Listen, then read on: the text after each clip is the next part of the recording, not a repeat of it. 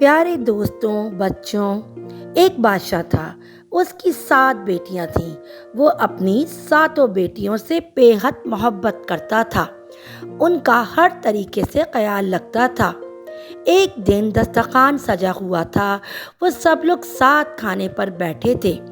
بادشاہ نے اپنی بیٹیوں سے ایک سوال پوچھ لیا کہ تم لوگ مجھے کتنا چاہتی ہو؟ بڑی شہزادی نے کہا، بابا میں آپ کو گلاب جامن کی طرح چاہتی ہوں۔ بادشاہ نے خوش ہو کر اس کو 4 گاؤں دے دیے انعام میں۔ دوسری نے کہا، میں آپ کو برفی کی طرح چاہتی ہوں۔ بادشاہ نے اس کو کافی بڑا علاقہ بخش دیا۔ تیسری لڑکی نے کہا، میں آپ کو امرتی کی طرح چاہتی ہوں۔ اس کو بھی بادشاہ نے بہت زمین جائیداد دے دی۔ اسی طرح وہ سب سے پوچھتا گیا اور سب کو مال و دولت ملتی رہی۔ 7ویں لڑکی کی جب باری آئی، 7ویں لڑکی سے جب بادشاہ نے پوچھا، بیٹی تم مجھے کتنا چاہتی ہو؟ تو اس نے بہت پیار سے کہا، بابا میں آپ کو نمک کے برابر چاہتی ہوں۔ یہ سن کر بادشاہ کو جلال آ گیا۔ کہنے لگے، سب مجھے اتنا چاہتے ہیں اور تم نمک کے برابر؟ وہ بہت ناراض ہوئے اور چھوٹی بیٹی کو محل سے نکال دیا اور کہا، اب کبھی یہاں قدم نہ رکھنا۔ وہ جنگل کی طرف چلی گئی اور پتوں اور لکڑیوں کو ملا کر ایک جھونپڑی بنا کر وہاں رہنے لگی۔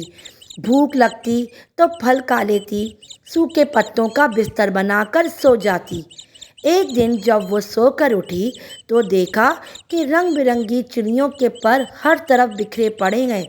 اس نے ان پروں کو جمع کیا اور ایک چھوٹی سی پنکھیا بنا لی، چھوٹا پنکھا جو ہاتھ سے جھل سکتے ہیں، اور گرمی میں اسی پنکھیا سے ہوا کر لیتی تھی۔ پھر دوسرے دن اس کو اور پر مل گئے۔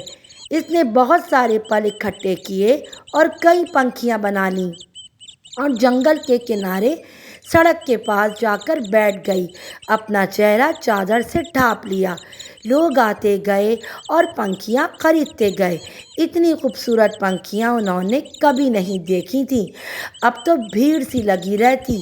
ایک بار شہزادے کا ادھر سے گزر ہوا۔ اس نے اتنے خوبصورت پنکھے کبھی نہیں دیکھے تھے، سارے خرید لیے۔ پھر شہزادی سے پوچھا، تم کون ہو؟ اس نے کوئی جواب نہیں دیا۔ اس کے خوبصورت ہاتھ بتا رہے تھے کہ اس نے کبھی کام نہیں کیا تھا۔ پنکھیاں بنانے میں اس کی انگلیاں زخمی تھیں۔ شہزادہ اس کے پیچھے جنگل آ گیا اور جب اس کو پتہ چلا کہ وہ شہزادی ہے اور سزا کاٹ رہی ہے تو بہت غمزدہ ہوا۔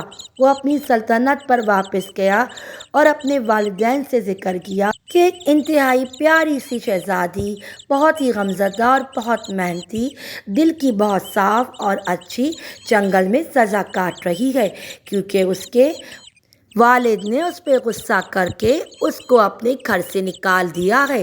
وہ جنگل میں اکیلی رہ رہی ہے۔ جب اس کے ماں باپ نے اس کی کہانی سنی تو وہ بھی بہت افسردہ ہو گئے۔